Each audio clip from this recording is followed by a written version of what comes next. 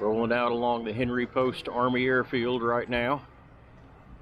It's where the event starts from. Balloon hangar over to the north, when they used large inflatable balloons for artillery spotting. To the original hangars out here on Fort Sill from the 1930s era. Lots of history out here all the way from the 1870s through the present day.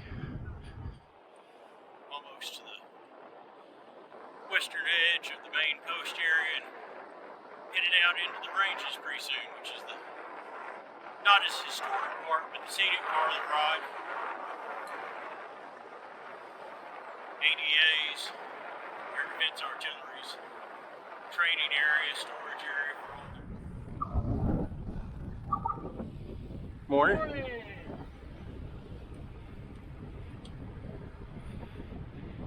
Out in an area now that commonly referred to as Slick Hills, kind of the foothills to the Wichitas.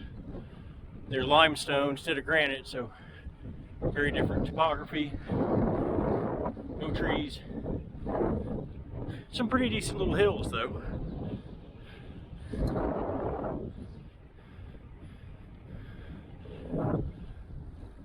Grass and the terrain are quite similar to when it was settled, because it burns very regularly, which is an important part of the ecosystem.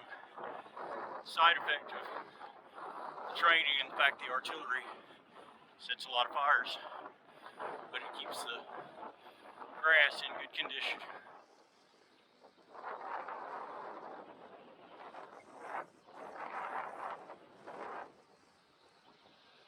Still in the Slick Hills areas, but starting to see little outcrops of granite as we get closer to where the main Wichitas pop up. Frederickville Road leading down to what used to be an amusement park called Frederickville Park, before Fort Sill annexed the land running from approximately Cache to Indiahoma.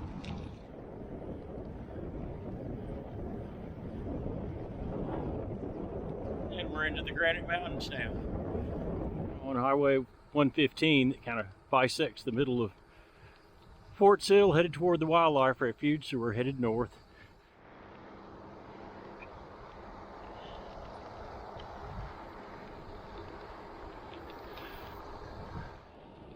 This view showed up in one of my more recent videos of the Tour de Mears, but I still like it.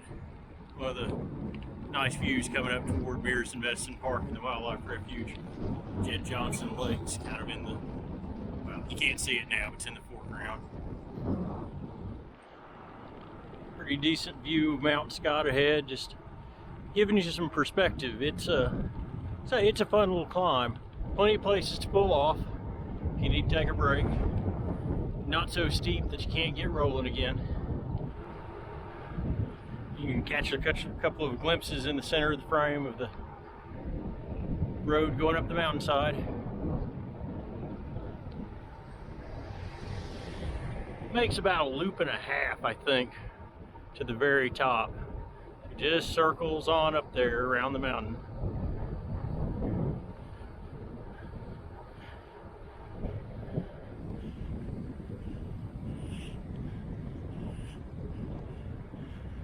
More signs. Fort Sill's got lots of danger signs.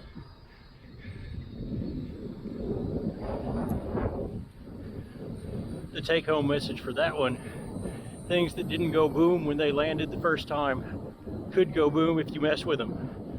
So don't go out there and mess with them.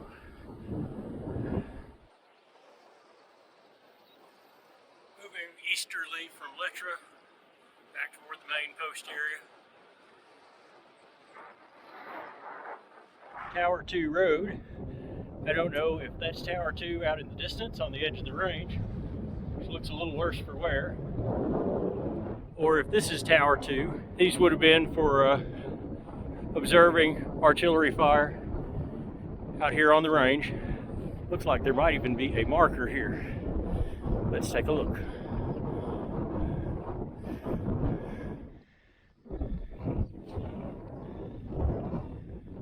This, in fact, is Tower 2, a National Historic structure.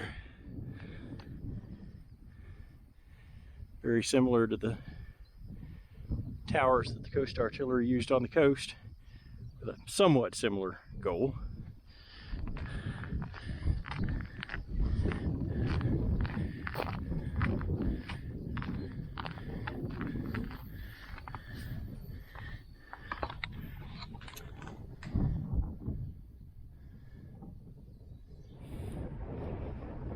Doesn't do it justice, but that truly is a huge balloon hangar. And the finish line.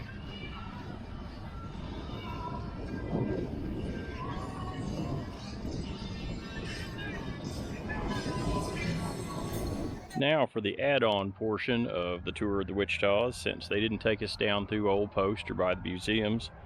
I am here at the U.S. Army Field Artillery Museum.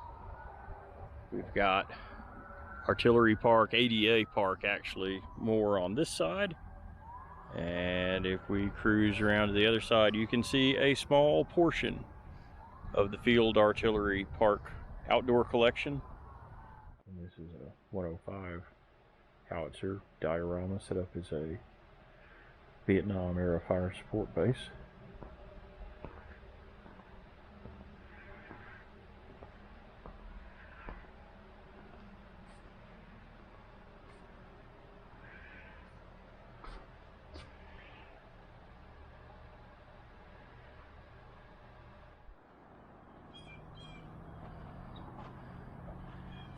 This is designed to give you an idea of what a World War II 90mm gun emplacement would have looked like.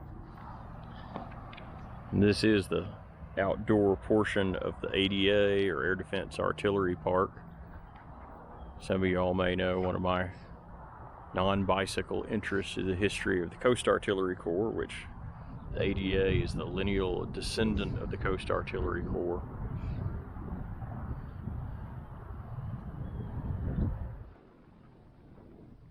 Western end of the artillery park, which extends like,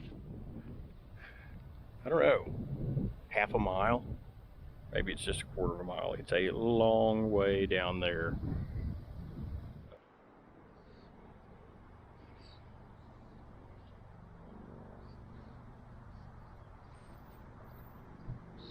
.155 howitzer.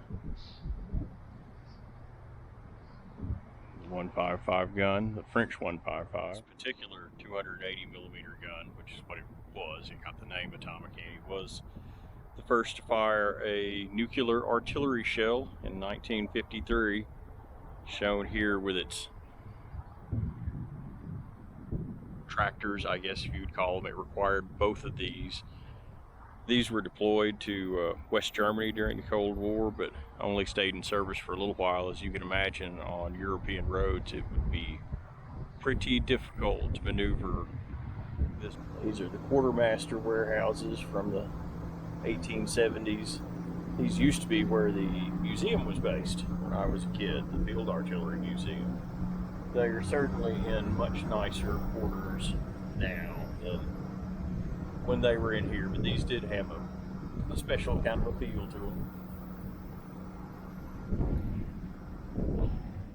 As you'd expect, the old post buildings were made out of locally available native stone, in this case limestone, which is a heck of a lot easier to work than the granite, which is also common in this area. So this came from those slick hills areas that we rode through on the ride earlier today.